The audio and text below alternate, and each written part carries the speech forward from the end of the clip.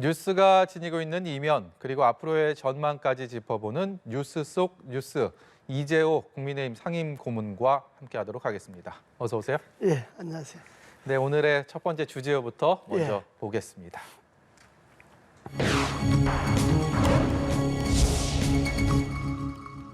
네, 두 차례 의원총회를 국민의힘이 그야말로 격하게 했습니다. 그리고 결국은 새로운 비상대책위원회 체제로 가기로 했고 권성동 원내대표가 대행을 맡아서 그 체제를 리드하기로 했습니다. 이것을 두고 각각의 국민의힘 이 내용 사태에는 등장 인물들이 핵심 인물들이 나오는데 한 명 한 명씩에 대해서 좀 얘기를 이 자리를 빌어서 해보도록 하겠습니다. 먼저 권성동 원내대표 다시 중책을 맡게 됐는데 사퇴를 하라는 그런 의견들도 만만치가 않습니다. 권 원내대표의 지금 속내는 어떨까요? 본인은 본인이 있을 때 일어났던 일들이니까 그 마무리해 놓고 사표하겠다는 것 아니겠습니까? 그러니까 그만두는 건 시간 문제로 봐야 안 되겠습니까? 그렇다면 지금 당장 명예가 실추됐다라고 보기도 어렵다 이렇게 생각하면 됩니까? 그러나 명예라고 할까 어쨌든 좀 그 지도력이 흠집은 많이 갔다고 봐야죠. 예. 그럼 권성동 원내대표 못지않게 이 또 관심을 끄는 시선을 받는 인물 바로 장제원 의원입니다. 예. 그동안에 사실 좀 오랜 시간 동안 침묵을 지켜왔고 한때 권성동 원내대표의 사퇴론 얘기 나올 때 누가 그러면 당을 수습하느냐라고 또 권성동 원내대표의 편을 들어주는 모습도 있었는데 그 이후에 침묵을 하다가 오늘 얘기를 했어요. 본인 윤석열 정부 안에서는 어떤 임명직도 맡지 않겠다. 어떤 의미가 있다고 보세요? 아마 이선 후퇴라고 할까. 장제원 의원 같은 경우는 특정한 직책을 맡지 않으면서도 소위 뒤에서 실세 노릇을 다 해왔다고 보고 지금 비대위 만드는 것도 사실상 권성동 의원은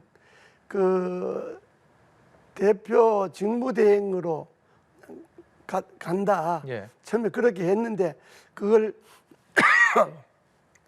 부산 출신 의원들이 연판장 돌려서 예. 비대위 만들지 않습니까? 예. 그 배후에 이제 장제원 의원이 있다고 보니까. 물 한 모금 드시죠. 네, 장제원 의원이 부산 출신 의원들과 함께 어떻게 보면 그 배후에서 지금의 새로운 비대위 체제를 만드는데 일조를 했다. 그러니까 직무대행으로 갈 걸 예. 비대위 체제로 만들어내는데 장제원 의원이 역할을 했다고 의원들이 보고 있죠. 그러니까 장제원 의원은 이래저래 이선 후퇴를 할 수밖에 없을 거예요. 근데 임명직을 안 맡겠다를 두고 조금 전에 당직을 얘기하더라고요. 당직을 안 맡겠다는 거는 그런 얘기는 아니니까 또 다른 길이 열려 있는 거 아니냐라는 얘기가 하던데요. 당직뿐만 아니라 정부의 임명직도 어렵다고 봐야죠. 예. 당직만 안 하고 정부직을 한다 그런 게 아니고 윤석열 정권 하에서 임명직은 안 하겠다는 이야기는 당직과 정부직 다 안 하겠다 이 말이죠. 예. 그렇다면 이 새로운 비대위 출범 과정도 그렇고 앞서서 처음 법원에서 제동을 걸기 전까지 이 비대위를 만드는 과정에서도 또 주목받았던 인물 중에 한 명이 서병수 의원입니다. 예. 국민의힘에서는 이 전국위 상임 전국위를 거쳐야지 이런 당원 당규의 규정을 바꿀 수가 있고 비대위 체제의 하나의 근간을 만들 수가 있는데 이것을 열고 못 열고를 결정하는 게 서병수 의원이었는데 오늘 사퇴를 했습니다. 그렇죠. 예. 앞으로 어떻게 되는 겁니까? 그리고 서병수 의원의 정말 속마음은 어떨까요? 서병수 의원은 국회의원이 5선인가 그러죠. 예. 그리고 부산시장도 하고 정치를 한참 한 분이니까 이 복잡한 당내 분란에 자기가 지금 끼어들어서 자기 정치적으로 별로 이득이 없다 이렇게 보는 거니까 이 혼란한 당내 사정에서 한 발 빼자는 거죠. 네. 소신을 지키면서 당에 불편을 주지 않기 위해서 사퇴를 한다라고 걸었습니다. 예, 명분은 그렇죠. 예, 명분은 그게 그런데 그러나 뭐 그 의장이 사회권을 안 봐도 부의장이 대신 사회권을 보니까 당이 일정대로 가는 거는 뭐 별 지장이 없으니까 그러니까 본인이 한번 뱉은 이야기니까 그걸 지키는 그런 의미가 있는 거죠. 예. 일단 그렇다면 서병수 의장의 의장직 사퇴로 새로운 비대위 구성을 위해서는 국민의힘은 별다른 브레이크 없이 가겠습니다. 그건 뭐 큰 왜냐 그러면 현재 그 지도부가 새로운 비대위를 만들겠다는 그 의지가 강하니까 뭐 어쨌든 일단은 그대로 가겠죠. 이 과정에 이 차기 당권 주자들로 꼽히죠. 뭐 김기현 의원도 그렇고 안철수 의원도 그렇고 저마다의 목소리를 내고 있고요. 그리고 꽤 오랜 시간 동안 말을 아껴오고 이 언론 노출을 하지 않았던 윤상현 의원도 자기 목소리를 내기 시작했습니다. 이들의 속내들이 각각 동상이몽이 아닐까라는 생각이 드는데 이재호 고문께서는 어떻게 읽으셨습니까? 그 사람들이 다 당의 중진들이고 다 뭐 5선, 4선 뭐 이런 분들이니까 어쩌면 당을 수습해야 될 책임이 있는 사람들이죠. 근데 당직은 없다 하더라도 당의 중진이 당이 어려울 때 자기를 던져서 당을 살리는 책임이 있는데 지금 그들이 발언들을 보면 일면 옳은 점도 있어요. 그래서 그분들이 말하는 게 맞는 점도 있어요. 예. 그러나 지금 어쨌든 의원총회에서 한 길로 정해졌으면 당의 중진들이 일단 그 길로 가는 게 그게 당을 수습하는 모습인데 지금 목소리를 따로따로 내는 거는 본인들이 앞으로 전개될 당의 상황에 대해서 좀 뭐 역할을 하고 싶어하는 그런 거 아니겠습니까? 그렇다면 마지막으로 이준석 전 대표 얘기를 안 할 수가 없습니다. 예. 속마음이 정말 복잡할까 아니면 어떻게 보면 또 오히려 몹시 단순할 것 같기도 하고 오늘 서병수 의원이 의장직 내려놓으니까 마음 아파다라고 얘기하면서 정작 물러날 사람들은 안 물러난다라고 또 일침을 가하기도 했는데 지금 지역에서 지역 일정들 뭐 책 쓴다 그러고 언론 노출이나 이런 것들은 안 하고 있습니다. 지금 이준석 전 대표는 어떤 마음으로 어떤 생각을 하고 있을까요? 당에서 지금 제일 먼저 물러가야 될 사람은 사실 이준석 대표죠. 이준석 대표 때문에 지금 이 사달이 난 것 아닙니까? 어쨌든 윤리위원회에서 다음권 정지를 했으면 자기가 당의 대표였는데 그 윤리위원회 다음권 정지를 했으면 자기가 겸하게 받아들이고 나에게도 부족함이 있다, 성찰하겠다 예. 하고 물러났으면 당이 이런 혼란이 안 갔는데 결국 이제 거기에 이제 불복할 뿐더러 오히려 그냥 그 대로받은 걸 말로 갚는 식으로 그냥 더 격하게 마치 무슨 그 야당과 투쟁하듯이 뭐 이런 거 싸움을 걸어갖고 이제 문제를 복잡하게 만들었는데 예. 지금은 뭐 이준석 대표는 갈 때까지 갔으니까 뭐 물러날 때도 없고 그냥 저렇게 싸우다가 결말을 봐야죠. 퇴로를 좀 열어줘야 된다 이런 얘기들도 있던데요. 퇴로를 자기 스스로 막고 있는 것 아닙니까 지금? 퇴로를 열려면 퇴로 열 수 있는 안들, 퇴로를 열 수 있는 분위기를 좀 만들어줘야 되는데 지금 이준석 대표는 자기 퇴로를 자기가 막고 있는 거니까 아주 일이 그러니까 지금 이준석 대표로서는 그냥 갈 때까지 가서 살든지 죽든지 하는 것밖에는 지금 길이 없죠. 그렇다면 이재호 고문의 이 오랜 내공으로 가장 큰 관심사 중에 하나에 대해서 제가 좀 전망을 여쭤보도록 하겠습니다. 지금 두 번째 비대위, 새로운 비대위가 조금 있으면 지금 계획대로라면 추석 이전에 좀 출범을 할 것으로 보이는데 역시 여기에 대해서 이준석 전 대표는 가처분 신청을 해놓은 상황입니다. 같은 재판부가 또 판단을 한다고 하는데 지금 당원과 당규를 바꿔서 새로운 비대위를 출범을 했을 때 만약에 또 인용이 된다면 그야말로 국민의힘에게는 치유하기 어려운 치명타를 입게 되기 때문에 지금 저 가처분 신청한 것이 그걸 신청한 게 아니고 현재 있는 주호영 비대위원회 비대위원들 개개인이 직무정지를 가처분 신청해 놓은 거니까 앞으로 구성될 비대위에 대해서 가처분 신청한 것이 아니니까 그거는 조금 경우가 좀 다를 거예요. 음. 다른데 어쨌든 국민의힘이 지금 하는 걸 보면 쉬운 문제를 어렵게 풀고 있는 거죠.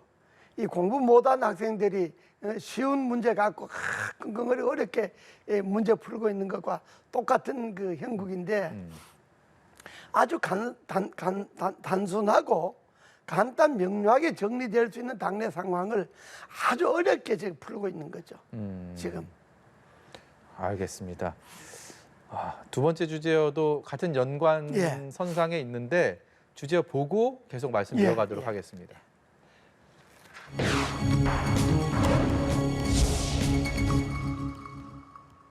네, 정부 출범 전부터 윤핵관이라는 말을 언론을 통해서 사실 만들어진 말이지만 많이 쓰고 어떻게 보면 정치권의 고유명사처럼 이렇게 돼 왔습니다. 그리고 그 윤핵관의 핵심으로 누구나 권성동, 장제원 두 명의 국민의힘 의원을 꼽았는데 앞서서도 한번 좀 다툼이 있다 없다 여러 가지 얘기가 있었는데 이번 내용 사태를 겪으면서 분화되지 않느냐라는 얘기들을 또 합니다.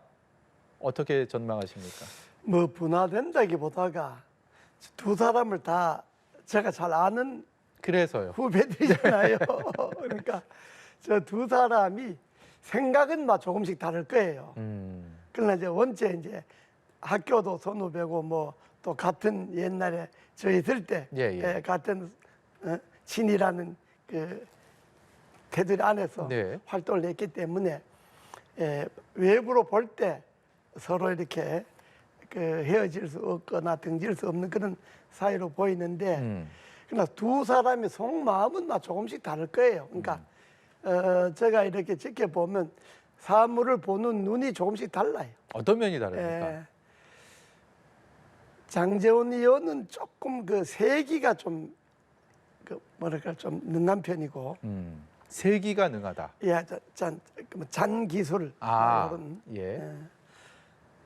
권성동 의원은 좀 우직하고 좀 투박하고. 그러니까 생각은 뭐 조금씩 다른데 그러나 두 사람이 뭐 갈라서고 뭐 그렇게 할 입장이 못 될 거예요. 그래도 뭐 사람이기 때문에 그리고 흔히들 많이 얘기하는 정치는 생물이다라고 얘기를 하기 때문에 원톱이 되고 싶은 그런 마음이 없을까요? 그러나 두 사람이 다 원톱이 된다고 해서 누가 따라줘야 되잖아요. 예. 원톱이라는 게 뭐 자기 되고 싶다 해서 되는 게 아니고 주위에서 의원들이 중심으로 이렇게 받들고 따라줘야 되는데 그렇게 할 지도력이나 정치력으로는 좀 부족할 거예요. 처음 비대위를 주장할 때 말씀하신 것처럼 뭐 연판장이 돌고 할 때 그것을 장제원 의원이 초재선 의원들에게 사실상 그걸 이끌었다라는 얘기를 많이 하니까 그런 것들은 어떻게 보면 지금 말씀하신 그런 지도력의 일환으로 좀 볼 수도 있지 그건 않을까요? 지도력이라기보다 세기라고 보여요. 그 작은 뭐 정치 기술 같은 걸로 봐야지. 네. 그 정도는 아니죠. 윤핵관을 좀 이제 해체해야 된다. 이거 사실상 어떻게 보면 윤석열 대통령에게 큰 부담을 주고 앞으로 더 줄 수도 있다. 이런 말씀하시는 분들도 계시던데요. 저걸 뭐 해체하고 말고 있겠습니까? 본인들이 뭐 좀 자제하고 자중하면 되는 거지. 저게 무슨 뭐 조직으로 뭉쳐져 있는 것도 아니고 뭐 어떤 그야말로 좌자이나 뭐 보수가 있어서 뭐 이렇게 딱 명령 체계가 있는 것도 아니고 그냥 각각 뭐 윤 대통령하고 서로 개인별로 친하고 뭐 개인별로 열심히 한 거니까 저는 뭐 해체하고 말고 없고 본인들이 자중하면 되는 거예요. 오늘 장제원 의원이 임명직 안 하겠다라고 얘기한 것도 어떻게 보면 의도적인 거리두기를 하겠다 이런 선언으로 보면 되겠습니까? 그렇죠. 뭐 자중한다고 봐야죠. 자중한다고 보고 또 장제원 의원 같은 경우는 원체 실세로 활동을 많이 했지 않습니까? 예. 인수위 때 대통령 비서실장하면서 청와대 비서실 인사라든지 뭐 현 그 인수위 하면서 지금 이 정부 초기의 인사라든지 이런 것들을 거의 뭐 비서실장에 다 주도를 했으니까 그러니까 지금까지 윤석열 정부가 출범하는 데 있어서 역할을 장제원 의원이 제일 많이 했다고 봐야죠.